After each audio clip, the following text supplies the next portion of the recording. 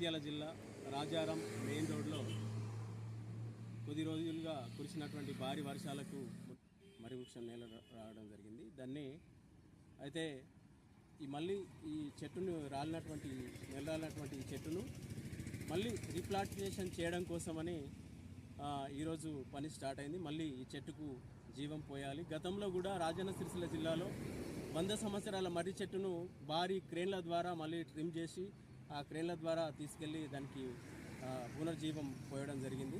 అదే తరహాలో ఈ జగిత్యాల జిల్లాలో ఉన్నటువంటి రాజారాం ప్రాంతాల్లో ఉన్నటువంటి ఈ మర్రి వృక్షానికి కూడా మళ్ళీ జీవం పోయడం కోసము దీన్ని ఈరోజు ట్రిమ్ చేయడము, జేసీబీ ద్వారా గుంత ఇట్లా చేయడము, దీన్ని టోటల్గా ఒక 2 క్రేన్ల ద్వారా మళ్ళీ అడవిలోకి తీసుకుపోయి దీన్ని రీప్లాంటేషన్ చేద్దాము, మళ్ళీ జీవం పోద్దాం.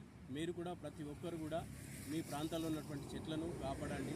ఎందుకంటే మనము తల్లి గర్భంలో ఉన్నప్పుడు తన రక్తం ద్వారా మనం జీవించినాం.